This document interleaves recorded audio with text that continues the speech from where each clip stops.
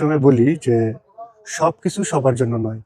যে এলাকায় যেটি করার সুযোগ আছে সেই এলাকায় সেটি করাই ভালো। আসসালামু আলাইকুম প্রিয় খামারি ভাই ও বোনেরা, আশা করি সবাই ভালো আছেন।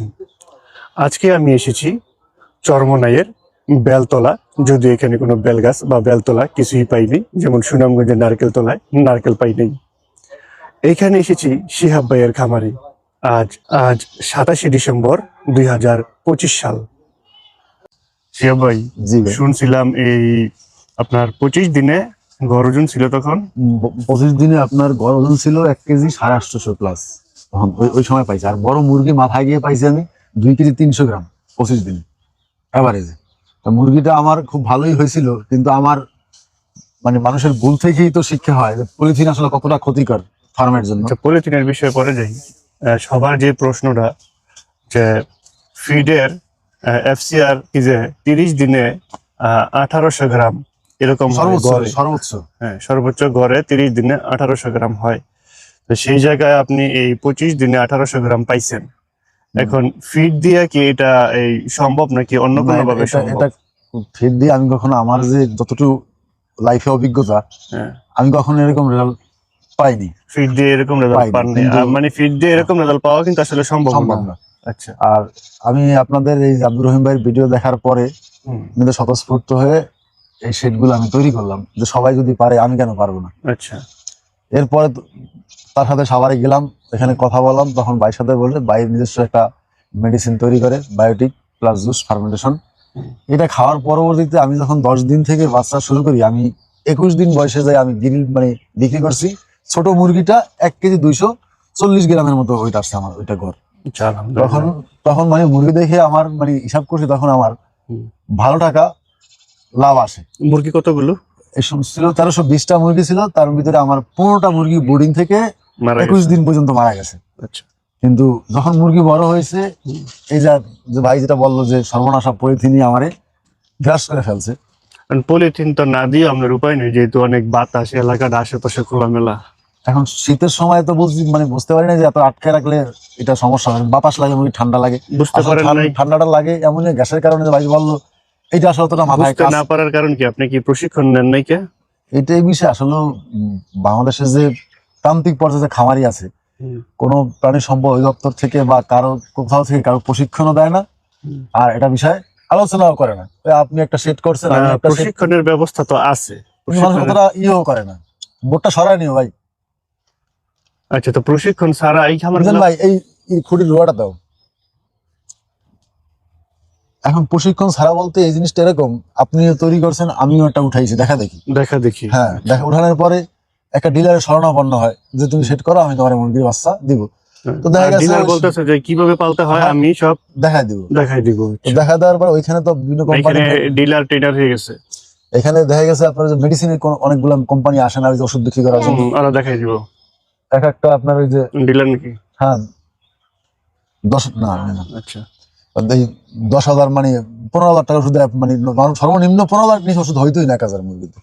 কিন্তু এবার আমার এটা মুরগির ওষুধটা আমার নিজের একটু কারণে বেশি গেছে, কিন্তু আমি ভাইয়ের যে প্রাথমিকভাবে প্রথম থেকে যা দেখলাম, তাতে আমার মনে হয় এটা 1500 বা 1200 শেডের আপনার 3-4 হাজার টাকা মেডিসিনই দেখছেন আমার যেটা বা বুঝতে পারছি। মেডিসিন নাকি এই আব্দুর রহিম ভাইয়ের মেডিসিন? আব্দুর রহিমের মেডিসিন, এটা দিলি আলহামদুলিল্লাহ মানে হয়। আর ভাই যেটা আর কোনো মেডিসিন লাগে না, এক্সট্রা কোনো মেডিসিন প্রয়োজন হয় না। বোর্ডিং অবস্থায় একটু হয়তো ওই যে এনজাইম ভাই যেটা বল প্রোবায়োটিক যেটা, ওটা দিলে হয়ে যায় ইনশাল্লাহ। কিন্তু আমার মনের মধ্যে প্রথমে একটু ভাই ভুল বললো কিনা সঠিক বললো কিনা এটা একটু মানে ডাউট লাগে। মানে আপনি চিন্তা করতেছেন যেখানে হ্যাঁ। 15,000 টাকার ওষুধ দিয়ে ঠিক রাখতে পারি না, এখানে 3-4 হাজার ওষুধে কিভাবে সম্ভব? এটা শুধু আপনার না, এটা অনেকের ধারণা।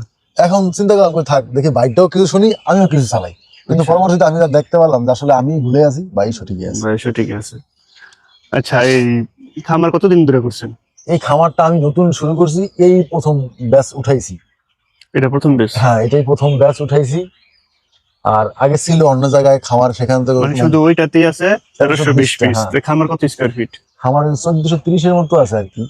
কিন্তু আমি ওই যে গ্রিল সাইজটা বিক্রি করতে পারি, তো মানে ওই যে বরিশাল শহর তো আমার এখান থেকে কাছে, তো আমি এখানে 200-300-400 মানে গ্রিল পার ডে বিক্রি করা সম্ভব আমার আচ্ছা জন্য। ভাই, ভাই এই খামার নির্মাণ, পালন পদ্ধতি এগুলা নিয়ে অনেক আলোচনা করছি।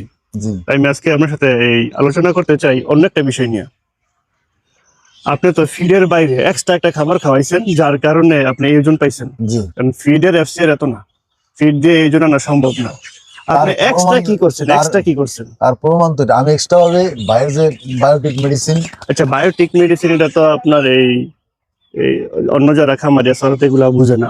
মানে আপনি এক্সট্রা যে একটা খাবার খাওয়াইছেন ফিডের বাইরে, জি মানে সবাই যেমন ফিড দিয়ে মুরগি পালন করে, আপনি ফিডের সাথে এক্সট্রা আরেকটা খাবার মুরগিরে দিচ্ছেন, জি যার কারণে এই রেজাল্ট হয়েছে।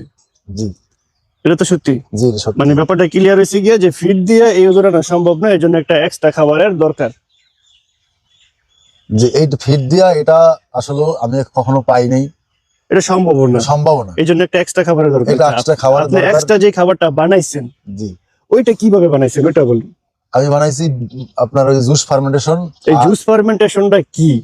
আমাকে এই যে এরকম কমেন্ট করে যে ইস্ট কি, তো যারা ইস্টই চিনে না এরা যদি বলেন যে জুস ফার্মেন্টেশন বা বায়োটিক, আসলে হাসির পাত্র। আমি যখন প্রথম তার ভিডিও দেখি হ্যাঁ যে খামারি করে মানুষ ধ্বংসের পথে, হ্যাঁ, আর এই জুস দিয়ে মুরগি পালে, মুরগি নাকি মানে juice ইউটিউব দিয়ে? তো একটা মনে করেন পাবলিসিটিতে যাতে মানে কোনো জিনিস আচ্ছা, এই ইচ্ছা করে সেই পাবলিশ আমি একটু ক্লিয়ার করি।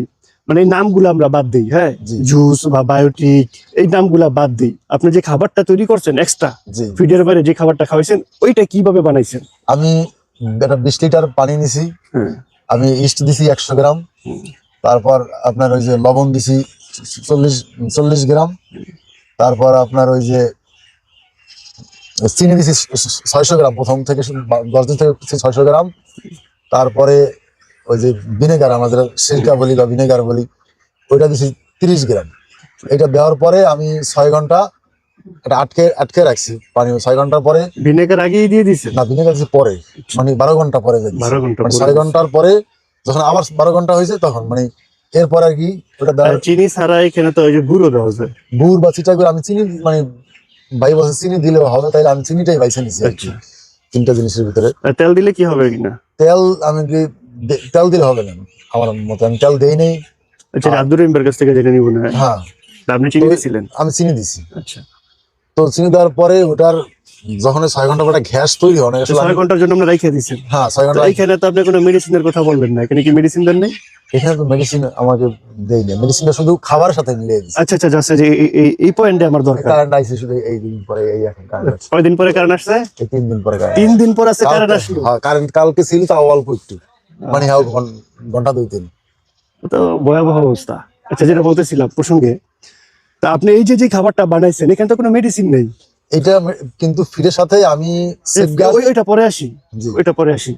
এই যে আপনি ফিডের সাথে সবাই যেমন নরমাল পানি দেয়, আপনি নরমাল পানি দেন নাই, জি আমি একটু আপনি একটু এই অন্যরকম ভাবে একটা পানি তৈরি সিস্টেম করছেন, তৈরি করছি। তৈরি করে ওই পানিটা দিছেন, জি এবং এর ভিতরে কোনো মেডিসিন নাই।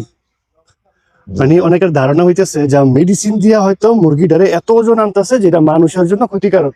তো এই জন্য আমি ক্লিয়ার করলাম যে এটার মধ্যে কোনো মেডিসিন আপনি দেন নাই। জি আপনি একটা পানীয় তৈরি করছেন এবং ওই পানীয়টা মুরগিরে আপনি খাওয়াইছেন। ব্যাপারটা তো ক্লিয়ার? জি এর মধ্যে কোনো ভুল আছে? না। আচ্ছা, তাই ব্যাপারটা এই আমি ওনার মাধ্যমে আপনাদেরকে ক্লিয়ার করলাম যে এখানে আসলে মেডিসিন না, উনি নর্মাল সবাই যেভাবে পানিটা দেয় ওই পানিটা না দিয়া উনি একটা বিশেষ পানি তৈরি করছে, তৈরি করে ওই পানিটা মুরগিরা খাওয়াইছে।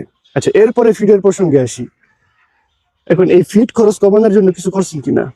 ফিড খরচ আব্দুর রহিমের কাছে তো আরো একটা ফর্মুলা আছে যেভাবে ফিড খরচ কমানো যায়। ফিড খরচ কমানোর জন্য ভুট্টা ফার্মেশন তৈরি হয়, আমি এটাই এবার শুরু করি। শুধু আমি সেফগার্ড আর বায়োটিক ওটা মিলে ফিডের সাথে মিলে সরাসরি আমি খাবার। আচ্ছা, তো এখানে আরেকটা বিষয় ক্লিয়ার করি, সেটা হচ্ছে এই কিভাবে আমরা যেটা বললাম যে 85 থেকে 90 টাকার মধ্যে কিভাবে 1 কেজি মুরগি তৈরি হয়, সেটা হচ্ছে ফিড খরচটা কমানো যায়। কমানোর জন্য। ফিড খরচটা যেভাবে কমানো যায় সেই পদ্ধতিটা আপনি এখনো করেন নাই। না, আচ্ছা, এখন আরেকটা প্রশ্ন হচ্ছে আপনাদের এখানে ফিড কত করে?